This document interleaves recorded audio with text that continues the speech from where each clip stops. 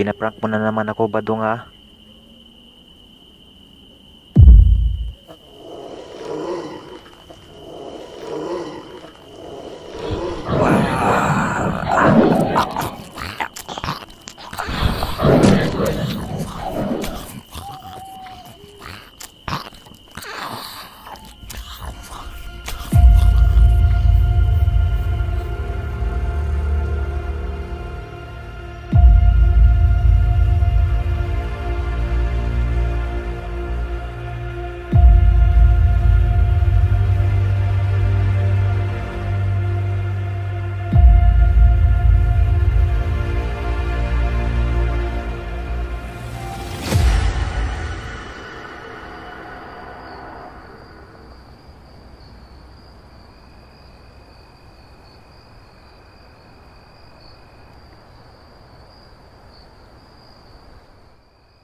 Basta insan ha, maaga tayo bukas.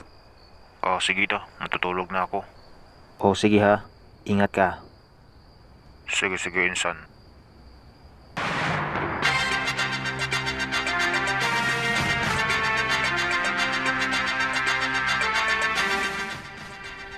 Kapapasok lamang na balita. Isang lalaking natagpo ang wala ng buhay sa isang bakanting lote. Nagpapatrol, Mike. Kalunos-lunos ang sinapit ng isang 31 years old na lalaki matapos itong matagpo ang wala ng buhay. Ayon sa mga pulis, ang pangunahing dahilan ng pagkamatay nito ay binutas ang kanyang tiyan at kinuha ang mga laman loob. Iniimbestigahan pa ng otoridad ang mga nangyayari.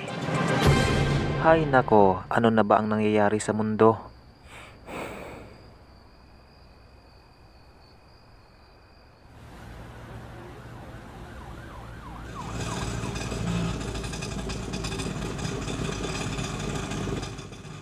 Insan, marami bang chicks doon? Ikaw talaga, yan ang iniisip mo. Joke lang, di ka naman mabiro.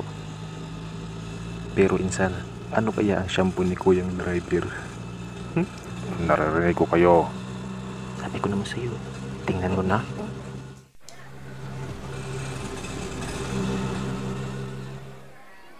Narito na tayo, insan.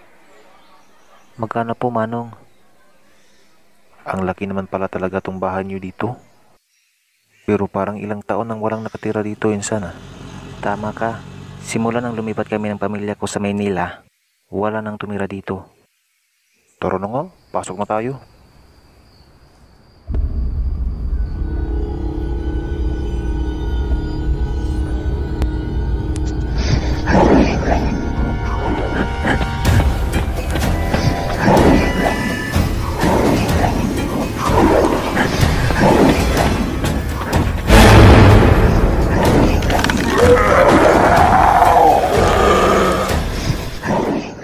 Insan, di ka pa ba papasok?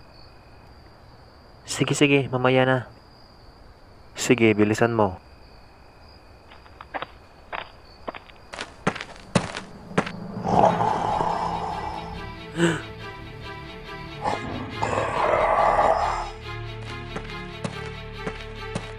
Lumayo ka sa akin.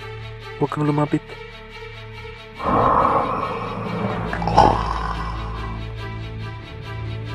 Sige, subukan mong lumapit.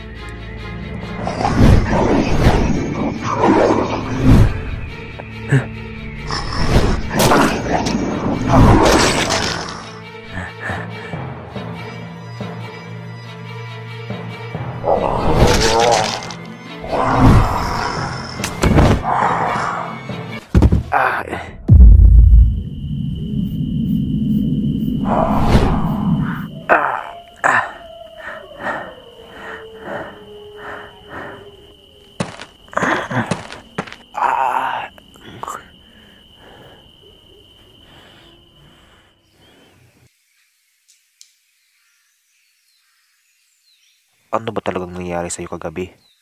Saka, bakit may kalamot ka dyan sa muka? Aswang ang may gawa sa akin ito. Mauna ka nang umuwi insan at may kailangan pa akong gawin.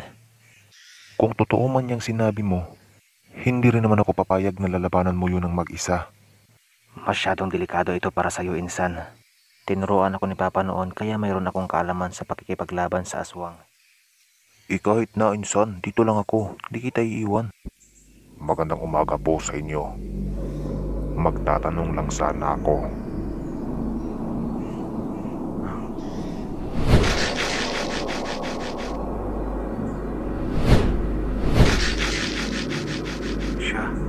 Siya yung aswang.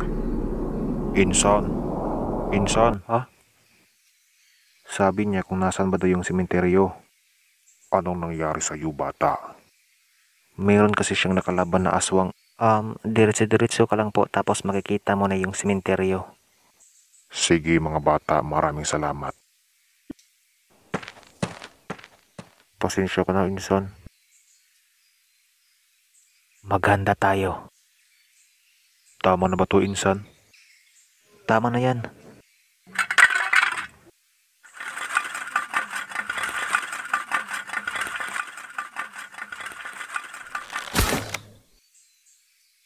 Tingin mo, gagana to? Malalaman natin mamaya.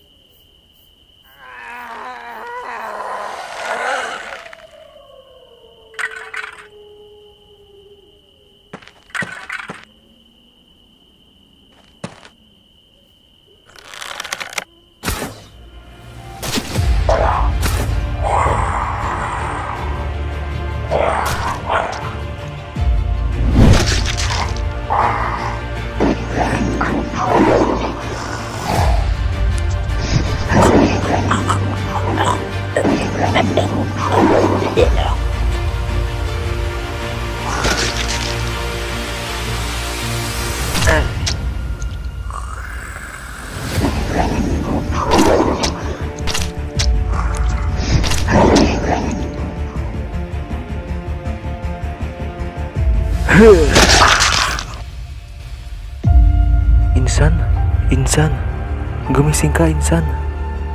Hindi pwede to. Insan, siguro ganun talaga yun. Merong pinapalad na mabuhay. Meron din namang hindi. Kaso, di ako pinalad. Huwag kang magsalita ng ganyan, Insan. Insan.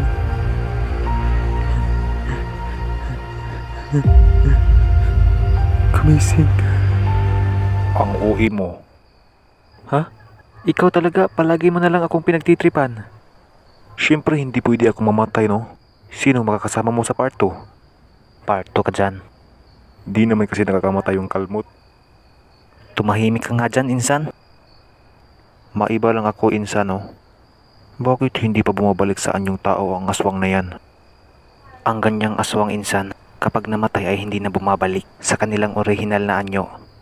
Pero ito lang ang masasabi ko sa'yo. Marami pa sila at hahanapin ko silang lahat.